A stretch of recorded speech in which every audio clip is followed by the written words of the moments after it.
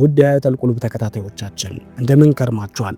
ከሰሞኑ በማህበራዊ ሚዲያ የክፋሽ ሽብልቆች የአብሬሽ ወጥቶ መቅረቱና መዘዙ የተሰኘ እጅግ ድንቅ ዘጋቢ ፊልምን ተመልክተናል። ይህ ዘጋቢ ፊልም እስካሁን ሳይሰራ መቆየቱ እጅግ የሚያስቆጭ ቢሆንም ይህንን ዶክመንታሪ ከተመለከተ ወዲያ የአያተል ቁሉብ ቲም እጁ ላይ ያሉትን ሰነዶች በመጠቀም ይህ በሺዎቹ ልጆች ላይ የተቀነባበረ ቅጥፈት እንዴት ጦሪቃውና ሀድራውን በእጅጉ እንደጎዳ ለማሳየት ስለወደደ ለዛሬ የጥንቅራችን ማጠንጠኛ በአብሬት ሀድራ ላይ የተቃጣውን ወርቃማ ነብያዊ ሰንሰለት ወይንም ሲልሲላ የመቁረጥ አደጋ ላይ ትኩረቱን ያደረገ ይሆናል።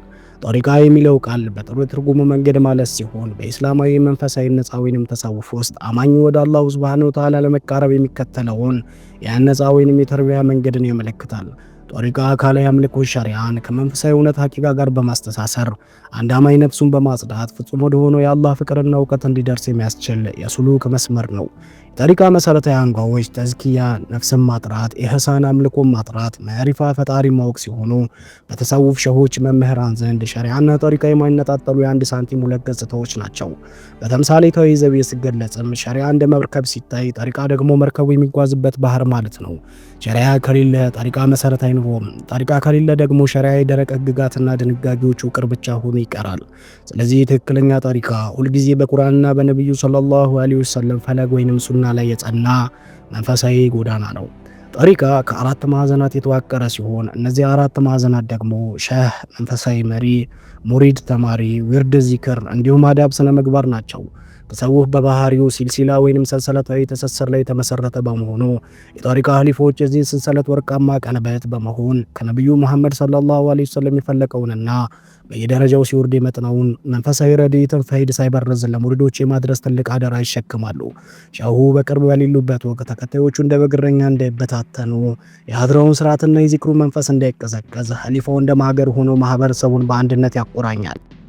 በዚህ የተነሳም ከአራቱ ማዕዘናት አበይት የሆነው የሺዎቹ ጉዳይ ነውና በሱፊዮች አስተምህሮት ውስጥ የኸሊፋነት ወይም የመተካካት ስርዓት ለአንድ መንፈሳዊ ማህበረሰብ ህልውና እጅግ አስፈላጊና መሰረታዊ ጉዳይ ተደርጎ ይወሰዳል።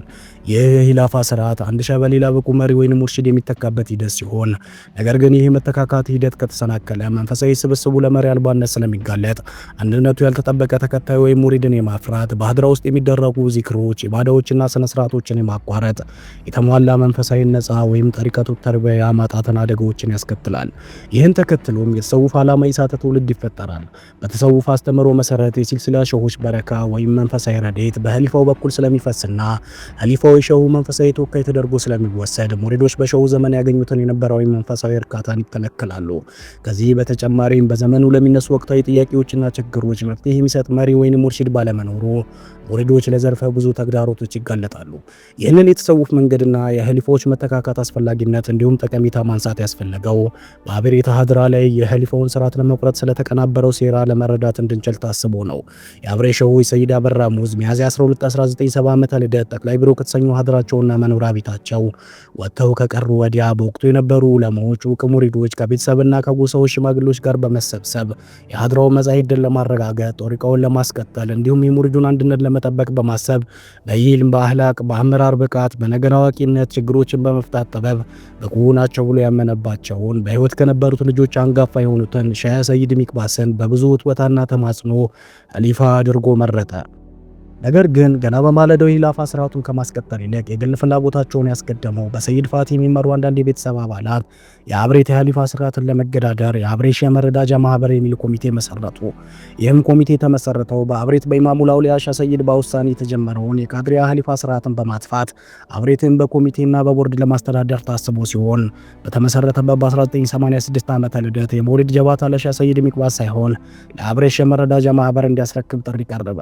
ትዕዛዙን ለመቀበል አሻፈረኝ ያለውም የአብሬት ሙሪድም ለኮሚቴ ከማስረክብ ራሴ ለሀጃዬ ነይቼ ሰደቃ አደርጋለሁ በማለት ፊዳውን በየሜዳው አርዶ በየጀማው ተቋደሰ። ሸሆቹ በረካ ወይም መንፈሳዊ ረድኤት በኸሊፋው በኩል በመገኘቱ ሀጃው የሞላለት ሙሪድም ከኮሚቴ ተጽዕኖ ውጪ መሆኑን በክስተቱ አረጋገጠ።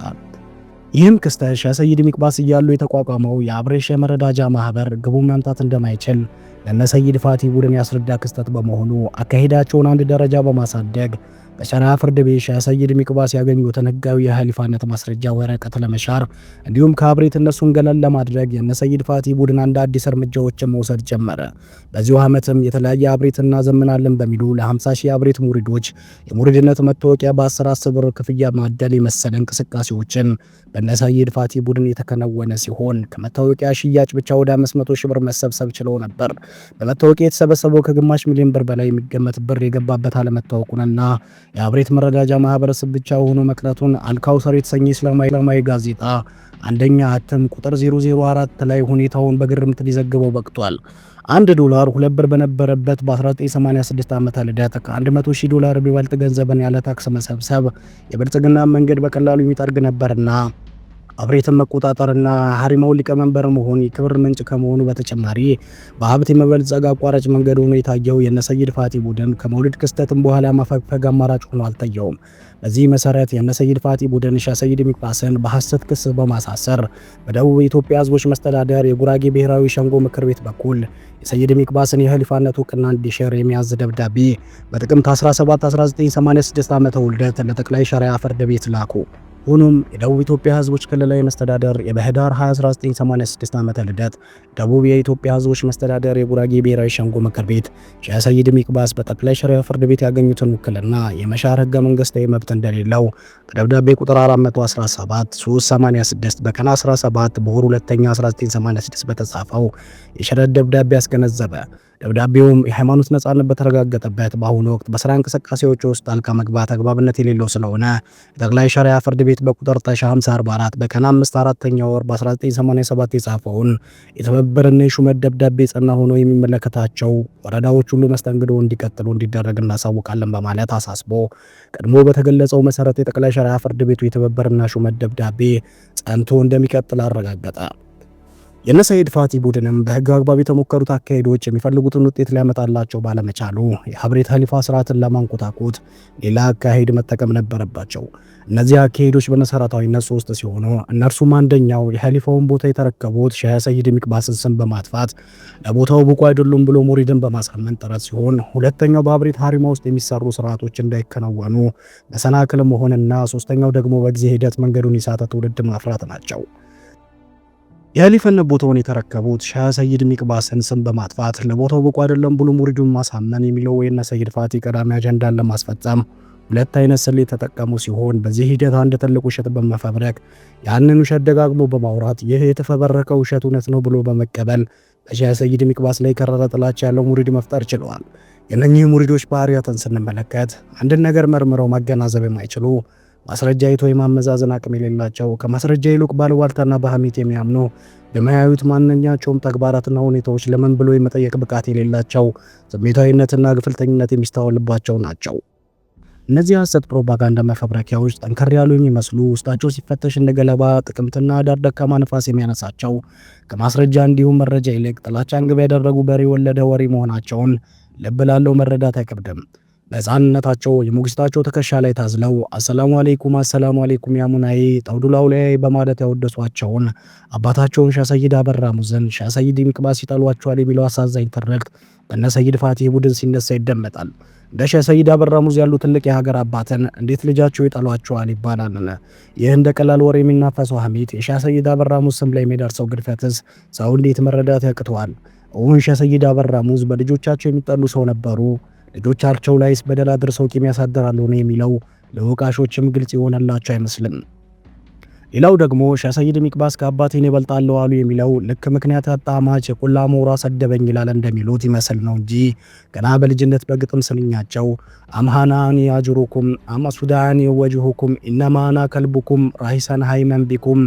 እንግዲህ እነዚህ ግጥም መድብሎች ወደ አማርኛ ሲተረጉሙ እኔ እናንተን ትቻችሁን ወይስ ፊቴን ከናንተ ከኔ ፊታችሁ አዙራችሁብኝ ከጎኔ ያጧችሁ እንደውም እኔ እንደታመኙ ሻችሁ ነኝ በእናንተ ፍቅር የናወስኩና የመባዘን ብለው ገና በአፍላ ዕድሜያቸው አባታቸውን ያወደሱት ሼህ ሰይድ ሚቅባስን እንዲህ ያለ ተሐሚት ለሰሚው ግራ ነው።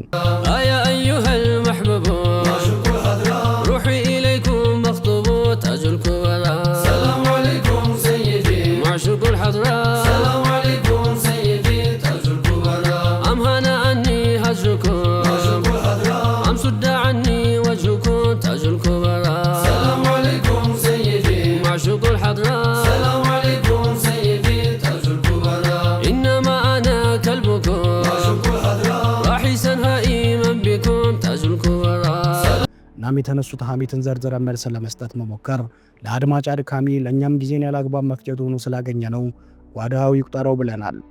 እነ ሰይድ ፋቲህ ለዓላማቸው ያሉት ሁለተኛው ስልት ደግሞ የሼህ ሰይድ አበራ ሙዝን የመውደድና የሐቀኛ ሙሪድነትን ካርድ ሲሆን ይህም ሼህ ሰይድ አበራ ሙዝ በሕይወት ስላሉ ሌላ ኸሊፋ አያስፈልግም የሚል የብልጣብልጥነት አካሄድ ነው። አኳኋኑ ቢለያይም የሙርሺድ ሾዎች ወጥቶ የመቅረት ክስተት በአብሬሽ ሻህ ላይ ብቻ የተከሰተ ልዩ ክስተት እንዳልሆነ የተሰውፍ መሻዮች መናቂብ ያገላበጠ ማንኛውም ሰው የሚገነዘበው ቀላል እውነታ ነው። ከአበሻ መሻዮች ሻህ አህመድ ኢብኑ ሷሊህና ሻህ ፈቂር ዙበይንን መጥቀስ የሚቻል ሲሆን ከሀገራችን ወጣ ካልንም ሰይድ አሊ ሐምዳኒን በካሽሚር፣ ሸምስ ተብሪዝን በኢራን፣ በአባራትና አህል ሂንድን በህንድ ብለአብነት ማውሳት ይቻላል።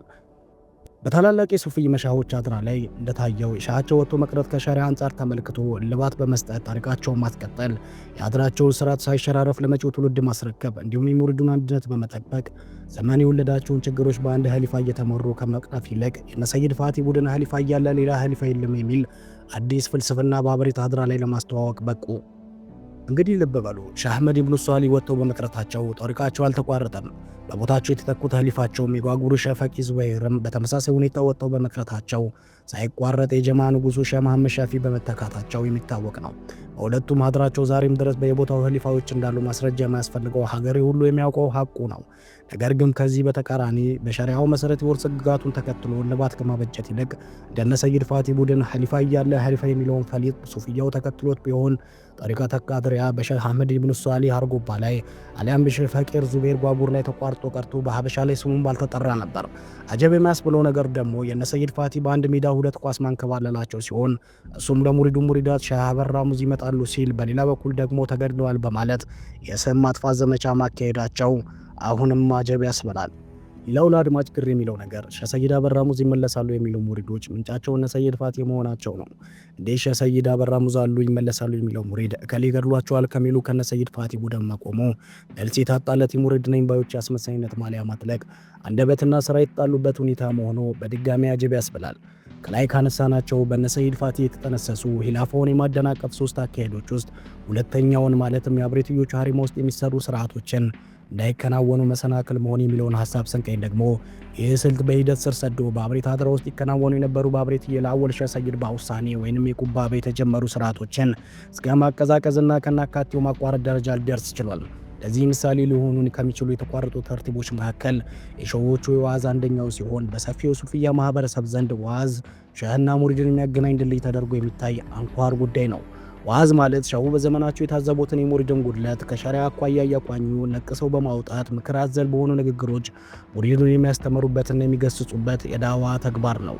ይህ መደሞ ዋዝ ማድረግ አብሬትዩ ለአወል ሼህ ሰይድ ባውሳኒ ከዳና ከመጡባት ቀን ጀምሮ በሀድራቸው ላይ መሰረቱት ተርቲብ ሲሆን ለአያሌ ዓመታት ለብዙሃን የአቂዳ ሰበብ ሸሪዓን ማስተማሪያ መድረክ እንዲሁም ጠሪቃን መጠበቂያ አጥር ሆኖ ያገለገለ፣ ነገር ግን ሸዎቹ አበራ ሙዝ ከወጡ ጀምሮ በነ ሰይድ ፋቲ ቡድን የተሰራ የማደናገር ስራ አማካኝነት እንዲቋረጥ ተደርጓል። የዋሳ ሲደርስ ከቅርቡና ሩቅ የመጡትን እንግዳዎች የቦታውን ዘውቅ እንዲቀምሱ ከማድረግ ይልቅ በሂያል የሚመራ ትውልድ በመፈጠሩ ዕጣን በማጨስና በዝምታ ሰዓቷ እንድታልፍ ተደርጓል። ሌላ ምሳሌ ተደርጎ ሊነሳ የሚችለው ደግሞ የጠሪቃ ጉዳይ ሲሆን በሱፊያ አስተምሮ አንድ ብቁ ሼህ እንደ መሪ ይዞ በያ ወይም ቃል ኪዳን በመጋባት ጠሪቃን መቀበል በሙሪዶች የሚተገበር መሰረታዊ ጉዳይ ነው። ይህም ሂደት ሙሪዱን ተጓዡን ከነፍስያ ወጥመድና ከሸይጣን ተንኮል የሚጠበቅበት ዋነኛ መሳሪያም ነው። ሸሁ ለሙሪዱ እንደ መንፈሳዊ አባትና ሐኪም በመሆን የቀልብ በሽታ ተብሎ የሚታወቁትን እንደ መቀኝነት፣ ኩራትና ራስን መውደድ ያሉ ስውር ደዌዎችን በመለየት እንደየደረጃው መንፈሳዊ መድኃኒት ዚክር ያዝለታል። ያለ ሼህ የሚደረግ ጉዞ ብዙ ጊዜ በራስ ግምትና በስሜት ስለሚመራ ግለሰቡ ደረስኩ ወይንም ተገለጠልኝ ብሎ ሲያስብ እንዲያውም ይበልጥ በኩራት ተተብትቦ በነፍስያና በሸይጣን ወጥመድ ውስጥ ሊወድቅ ይችላል። ሼህ ያለው ሙሪድ ከሆነ ግን ሸሁ እንደ መስታወት ሆኖለት ሙሪዱ የራሱን ጉድለት እንዲያይና በትህትና ጎዳና ላይ እንዲጸና ያደርገዋል። ከዚህ በተጨማሪ ጠሪቃን ከሼህ መቀበል ሙሪዱን ከነቢዩ መሐመድ ሰለላሁ ዐለይሂ ወሰለም ከሚመነጨው የሰንሰለት ወይንም ሲልሲላ በረካና ረድኤት ጋር በቀጥታ ያገናኘዋል። በአጭሩ ሼህ ይዞ ጠሪቃ መቀበል ማለት ጨለማውን የነፍስያ መንገድ የኑር ፋኖስን በጨበጠ መሪ ተመርቶ በጥንቃቄና በሰላም መሻገር ሲሆን ለዚህም በአካል የምታገኘው በቅርብ ሆኖ ሊመራህ የሚችል በተወሰነ ጊዜ ርቀት በአካል አግኝተው ጠሪቃን የምታደስበት ሼህ እንደሚያስፈልግ የአብሬት ሼህ ሰይድ አበራ ሙዝ የተዝኪያ ኪታብ የሆነ ሚስባሁ ሳሊህ ላይ በግልጽ ተቀምጧል። በአብሬት ሀድራ ላይ ግን የነ ሰይድ ፋቲ ቡድን ጠሪቀት ቃድሪያ በሼህ ሰይድ አበራ ሙዝ ወጥቶ መቅረት ጋር ተቋርጧል ወይም ቀርቷል በማለት ኪታባቸው ላይ በግልጽ ያስቀመጡትን አስተምሮ የሚጻረር ፕሮፓጋንዳ በማካሄዳቸው ሼህ ሰይድ ሚቅባስ ከአባታቸው ጠሪቃ አልተቀበሉም በሚል እንድምታ በእነርሱ የሚዘወረውን የሙሪድ ክፍል ጠሪቃ እንዳያነሳ በመደረጉ መንፈሳዊ ጥልቀት የሌለው የተሰውፍን ዓላማ በቅጡ የማያውቅ ነፍሱ በሲራ አውራድ ያልተገራ እንዲሁም ከንባብ አልፎ የዕልም ዘውቅ የሌለው ሙሪድን ለማፍራት በቅቷል። ይህ ስልትም የአንድ ሀድራ መሰረት የሆነውን ጠሪቃ በመናድ አሉባልታ የሚወዛወዘው እረኛ አልባ ሙሪድን መፍጠር ዋነኛው መንገድ መሆኑ ሳይታለም የተፈታ እውነታ ሆኖ ቀጥሏል። ከዚህ በተጓዳኝም የአብሬት ሀሪማ አወሎቹና ሳህኒዎቹ አብሬትዮች የተቀረጸ ሂድማ ቢደረግለት እጅግ ሊስፋፋ የሚችል የራሱ የሆነ ኢልም አሰጣጥ ስርዓትና ካሪኩለም ቢኖረውም በነ ሰይድ ፋቲ ቡድንም እናዘምናለን በሚል አካሄድ በተደረገ ማግለልና የስም ማጥፋት ፕሮፓጋንዳ ምክንያት ኸሊፋ ተደርገው በቦታው የተተኩትን ሼህ ሰይድ ሚቅባስን ኢልሙን የመስጠት የመቆጣጠርና ደርሶን የማህደም መብታቸውን በመገዳደር በቦታው የሚሰጠው የትምህርት ጥራትና የደረሰውን ብዛት በማሳሳት አያሌ የመውሊድና የረመዳን ተርቲቦችን ማቀዛቀዝና ማቆም ችለዋል።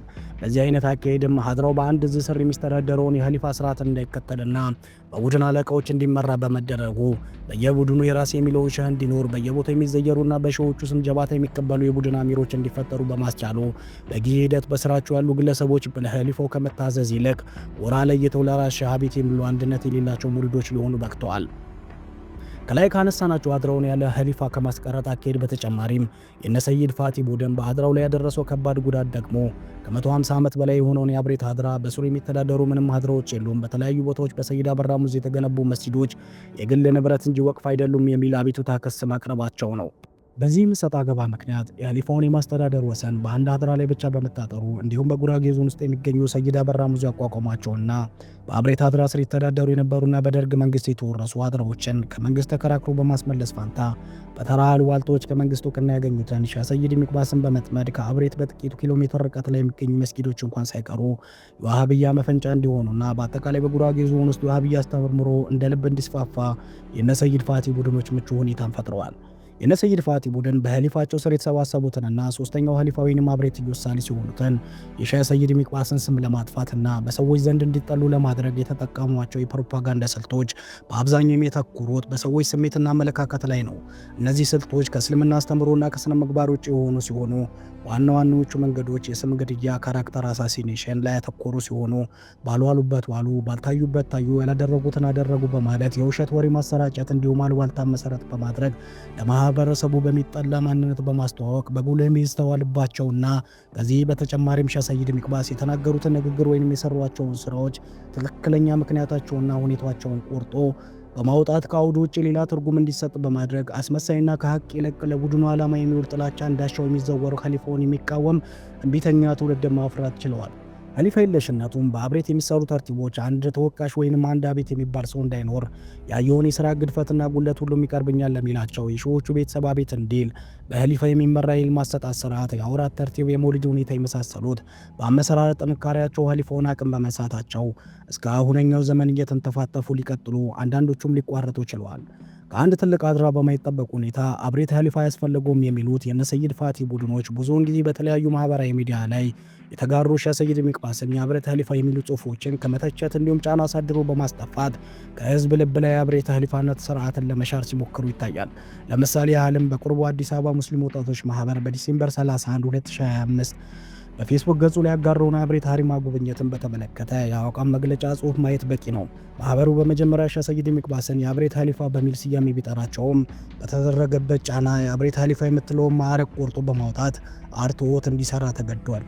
እንግዲህ በኸሊፋ የማይመራ አብሬትና ሙርጅን በመፍጠር አብሬትን በልማት በኢልም እንዲሁም በተርቢያ ወደፊት እንዳይገሰግስና በሺዎቹ ዘመን የነበረውን ወርቃማ ታሪክ እንዳያስቀጥል ዘርፈ ብዙ ችግር ማጥ ውስጥ በመክተት ለዘመናት እንቅፋት የነበረ ቡድን የሼህ ሰይድ ሚቅባስን መሰጠር ጠብቁ ለ30 ዓመታት ሲመኙ የነበረውን ሐረሙን በቦርድና ኮሚቴ ማስተዳደር አጀንዳውን ለማስፈጸም ራሱ ለፈጠራቸው ተግዳሮቶች ራሱ እንደ መፍትሄ አዘማኝና ነፃ አውጪ አድርጎ ማቅረብ የሚደንቅ ቢሆንም ከሁሉም የከፋው ግን ይህንን ዓላማውን ለማስፈጸም ወሃብያ ከሚመራው መጅሊስ እርዳታ መጠየቅን፣ የፋይናንስና የኢልም ችግሮችን ለመቅረፍ የአብሬት አቂዳና የኢልም ካሪኩለሙን እስከ መቀየር ድረስ የሚለጠጥ አማራጮችን መከተሉ ወሃብያ አስተሳሰብ የተጠቁ ግለሰቦችን በአማችና ጋብቻ አስታኮ ወደ ሀድራው ማስጠጋቱ ነው። ወደ ሀያተል ቁሉብ ተከታታዮቻችን እንደ አይናችን ብሌን የምንሳሳለት የአብሬት አድራ እዚህ በሚዲያችን ከምንገልጸው በላይ የሆነ አደጋ እንደተጋረጠበት ከአንድ ዓመት በላይ ባስቆጠረው የዘጋቢ ፊልም ስራዎቻችን ለመጠቆምና ለማመለከት መጣራችን ይታወቃል። አሁንም ቢሆን አድራው እልህ እንዲሁም ጥላቻ በከፈቱት ቀዳዳ እጆች ባስገቡ ስውር እጆች ባላዋቂ ተባባሪዎች የስጋት ዳመና እንዳጠላበት ነው። በጠቅላይ ቢሮ አልፎም ወሊሶ አብሬት ኑር መስጂድ እንደታየው የአብሬት አድራ መጻኢ ዕጣ ፈንታ በመታደስ ስም ከመፍረስ ወይንም በልማት ሰበብ የመወሰድ አደጋ ሊጠብቀው የሚችለው የሺዎቹን ጊያሳን የሚያስገኘው የሱፍዩ ማህበረሰብ ጥንካሬ ነውና አድራውን ነቅቶ ይጠብቅ ዘንድ አደራ ለማለት እንወዳለን። በመሰል ጥንክሮች እስክንገናኝ አሰላሙ አለይኩም ወራህመቱላሂ ወበረካቱ ብለን እንሰናበታለን። ሰላም።